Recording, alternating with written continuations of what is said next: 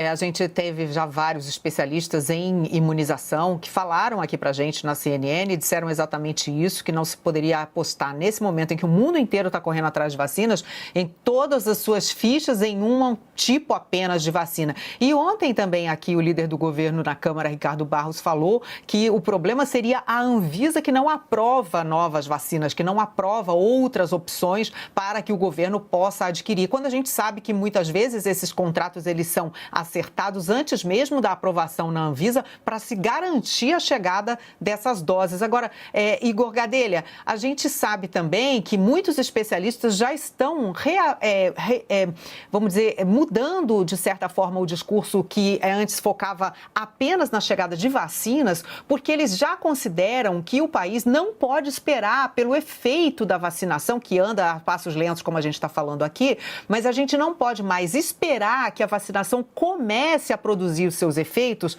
já que nós estamos com o nosso sistema de saúde à beira do colapso em todo o país. Então, neste momento, o que seria necessário realmente seria a adoção de medidas muito mais duras, muito mais difíceis, muito mais traumáticas, para que a gente possa aguardar não só o aumento da velocidade da nossa vacinação, a chegada de novas doses, como o efeito que isso vai fazer na quebra dessa cadeia de transmissão que hoje se encontra altíssima no Brasil. E nesse assunto, você tem notícia de reuniões hoje entre o ministro da Saúde e o ministro nomeado com hospitais federais que estão vivendo problemas agora devido a essa pressão também, né? Olha, Carla, o próprio ministro, o novo ministro, anunciado ministro, a gente ainda não sabe muito bem como chama ele, mas é o ministro anunciado da Saúde. Ele admitiu hoje nesse discurso ali na Anvisa, na Fiocruz, que o efeito da vacinação só vem no médio prazo. Foi essa até a expressão utilizada por ele. Por isso que ele defendeu que o número de mortes só vai ser diminuído com dois pontos principais no curto prazo. Ele fala, incentivar a política de distanciamento e uma melhora na capacidade assistencial dos serviços hospitalares, Agora, o que houve, complementando também um pouco o Yuri, o que houve foi um erro de apostas também do governo federal lá no ano passado.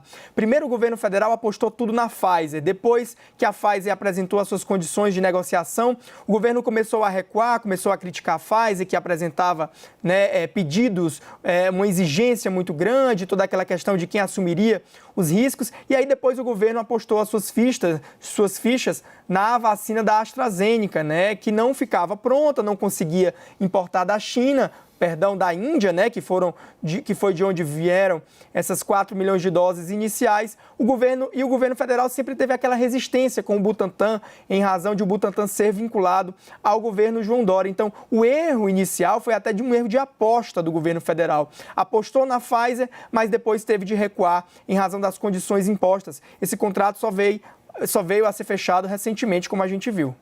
Ô Yuri, e aí o ministro Pazuello diz que esse atraso fez o país sangrar. Mas foi só esse atraso que fez o país sangrar? Olha, na verdade não, Evandro? Porque a gente sabe que desde o início da pandemia havia uma série de medidas que eram recomendadas pelos especialistas, pelos epidemiologistas, pesquisadores, cientistas, e parte dessas medidas foi sendo abandonada mesmo pelos gestores que estavam apostando nelas. A gente percebeu isso em diversos estados que fizeram ali as suas quarentenas, os seus planos, mas foram tentando fazer reaberturas que depois acabaram não dando tão certo quanto se pretendia, quanto se planejava. Sem falar da própria postura do presidente Jair Bolsonaro, que nunca foi o principal defensor do isolamento social, muito ao contrário, estimulou, acabou provocando aglomerações de pessoas, nem sempre com uso de máscara, em diversas localidades do país. E sempre disse que isso era uma amostra da sua proximidade com o povo, que isso era uma forma de exercer a sua liderança enquanto presidente.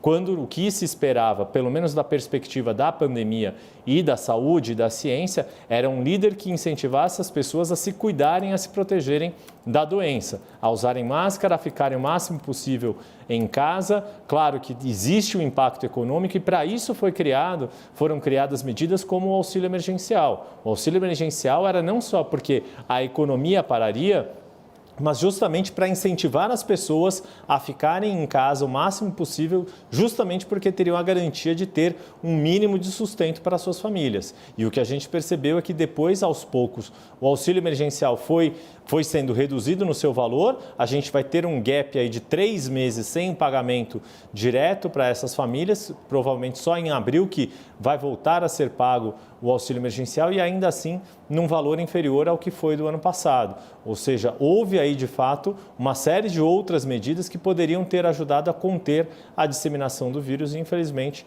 não deram tão certo quanto se pretendia.